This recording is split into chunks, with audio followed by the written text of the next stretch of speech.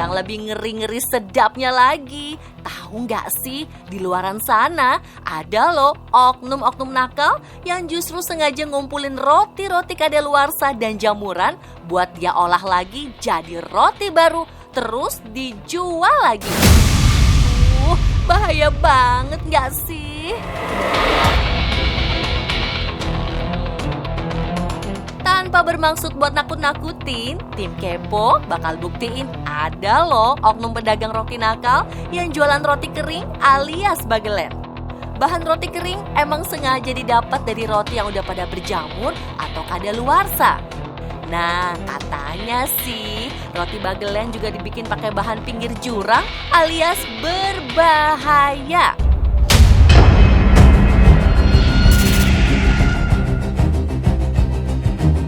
Oke, gak pakai lama, tim Kepo langsung samperin oknum penjual roti bagelen berbahan kadaluarsa tersebut.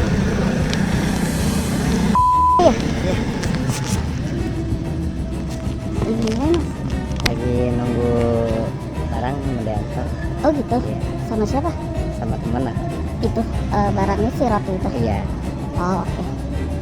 Ini dia bentar lagi mau nyampe. Bentar lagi nya.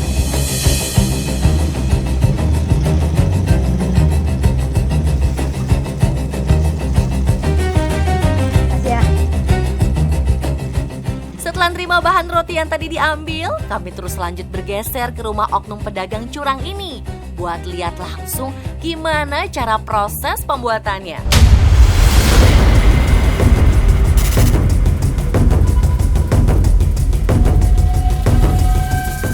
Dapurnya cukup rapi dan bersih lah ya. Tapi pas plastik warna merah ini dibuka, isinya bikin kita kaget sih. Kayak roti tapi udah berjamuran.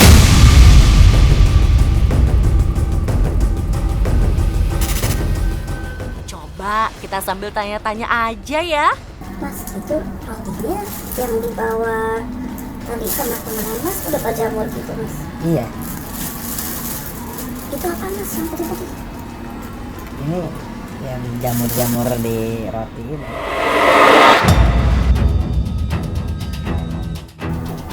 Jamurnya udah lumayan parah ya Mas ya? Iya. Ini kalau kayak gini biasanya tuh udah berapa hari? Udah expired berapa hari? Ini seminggu. Seminggu? Tapi kalau rotinya itu sebetulnya tahannya berapa lama? Kalau roti paling 4 hari 3 hari. Nah ini seminggu udah expired baru dikirim ke sini. Iya. Kenapa lama gitu Mas?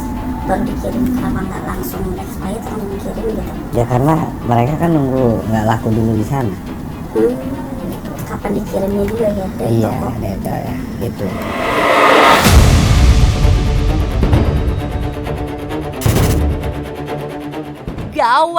Gawat! Ini sih masa kadaluarsanya over bener, sampai lewat 1 minggu. Pantesan, lihat jamurnya bikin merinding. Nah, makin penasaran aja nih. Kira-kira terus diapain lagi tuh roti-rotinya? Jadi kalau ada jamurnya dibuang jamurnya apa gimana? Kalau misalkan bisa dibuang, kalau misalkan jangan nggak terlalu dalam. Ya kayak gini kan nggak terlalu dalam nih, bisa dibuang. Tapi kalau misalkan nggak terlalu dalam sih nggak apa-apa, dibikin aja ya.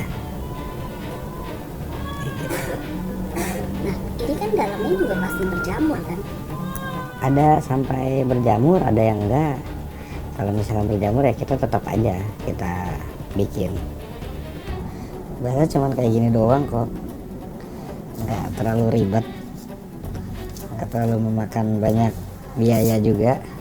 Wah, gokil banget sih ini. Kirain beneran jamur-jamurnya bakal dibuang-buangin semua. Taunya cuma yang paling parahnya doang yang dibuang. Sisa permukaan lainnya mah tetap aja dibiarin. Aduh, jangan-jangan dibuangnya cuma formalitas. Gara-gara ada tim Kepo nongkrongin proses pembuatannya. Aku aja deh bang.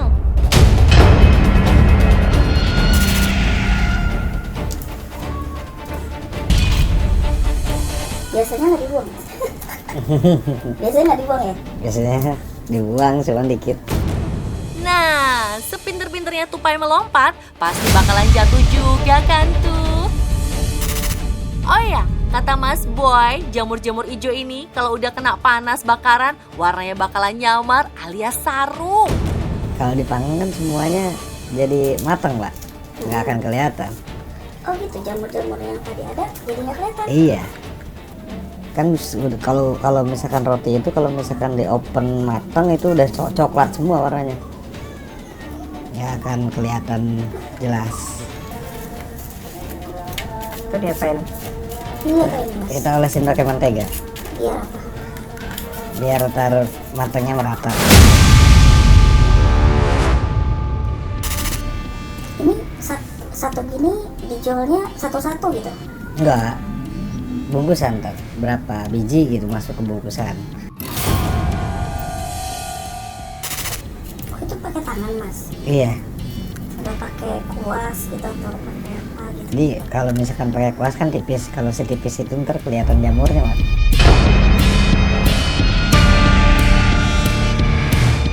Oh, ini ternyata rahasia si Mas Boy. Doi cuma pakai mentega buat nyamarin warna jamur di rotinya biar pembeli enggak pada ngeh. Tapi ingat, ini bukan untuk ditiru sobat kepo ya. Bisa sama sekali nggak kelihatan ada jamurnya lagi, ketutup sama mentega sama dipanggang karena warnanya udah coklat, jadinya udah nggak kelihatan ada jamurnya. Termasuk juga yang ini.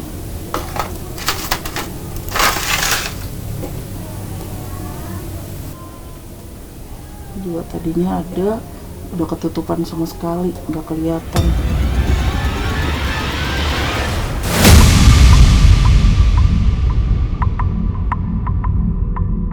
Nah terus abis dari sini tuh dibungkus? Iya, dibungkus. Biasanya satu plastik itu berapa banyak Pak? Saya nggak ngitung sih, Pak. Yang penting pas plastik aja. Berapa yang ngitung? Dijualnya seplastik ini berapa duit? Plastik ini saya jual 3.000. Gimana? Setiap hari bikin apa gimana Mas? Ya nggak setiap hari juga, Pak. Kalau misalkan bikin saya tergantung pesanan. Kalau misalkan setiap hari saya nggak mau ngambil resiko terlalu lama di sini. Gitu. Saya juga takut bakal terlalu lama di sini. Kuat berapa lama kalau disimpan di rumah? Kalau udah dibakar ini 2 minggu juga kuat. Cuman belum pernah sih setiap ada yang pesan saya kirim, yang pesan saya kirim, saya bikin kayak gitu. Tapi kalau misalkan yang ngirimnya banyak, yang selalu ngirim tiap hari ini, cuman saya juga stop dulu gitu karena terlalu banyak jamur juga, saya juga takut.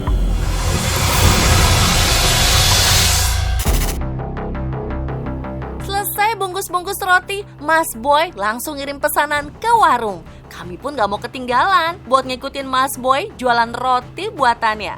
Usut punya usut nih guys, Mas Boy rupanya punya cerita panjang soal awal mulanya dia bisa kejerumus di usaha roti bahan kadaluarsa. Begini katanya.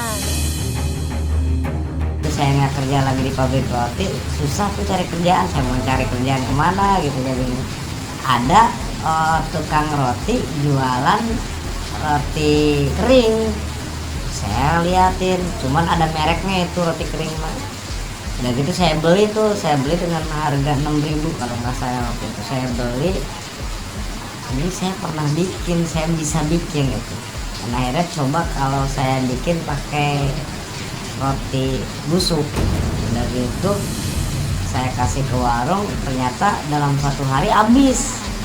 Dan si warung itu ke saya WA lagi, minta lagi, saya beli lagi. Akhirnya saya ke teman saya kan yang masih kerja di pabrik roti, kalau misalkan ada roti bekas, kata saya, ambil, lu simpen, gue bayar. Tadinya saya bayar dengan harga 10.000, karena saya bayar dengan harga 10.000. Makin kesini dia minta naik lagi 20.000.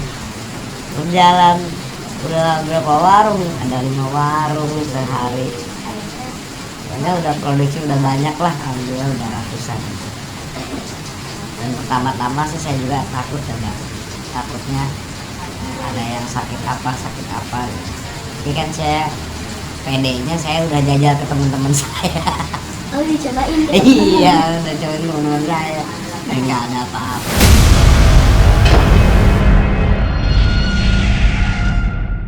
Karena kalau misalkan untuk rotinya aja saya dapat kantong kresek besar itu cuma harga 20.000 dan satu kantong kresek, dan kita bisa bikin sekitar 300 plastik, 300 kantong plastik yang udah dipotong-potong itu. Rotinya saya jual harga 3.000. Berarti 300 dikali 3.000. Terus dikali 900.000. Sekitar segituan lah, 900-800, paling kecil kita dapat 700.000. Nah, mentega juga kita ngambil, ada pemasoknya juga dari pabrik. Berapa? Ya paling kita buat beli rokoknya aja dia, itu nggak dihitung harga berapanya gitu.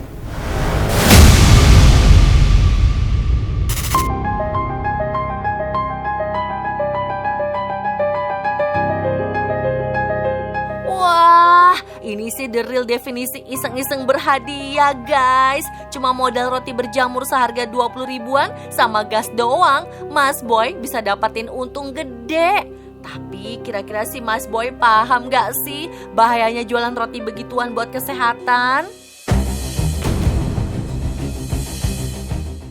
Alamak, konsep dari mana pula nih Mas Boy? Sejak kapan jamur roti kalau dipanggang bisa aman dan layak dikonsumsi? Faktanya nih, roti berjamur tuh nggak aman loh buat dikonsumsi. Soalnya bisa bikin keracunan, alergi, bahkan infeksi jamur yang serius.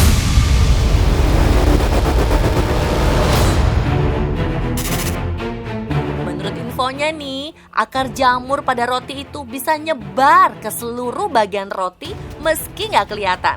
Selain itu, jamur roti ngehasilin racun mikotoksin yang nggak bakalan hilang meski dipanasin. So, kalau mau bikin roti kering alias bagelen, mendingan pakai roti yang baru mendekati kadaluarsa aja. Jangan yang udah jamuran, beresiko.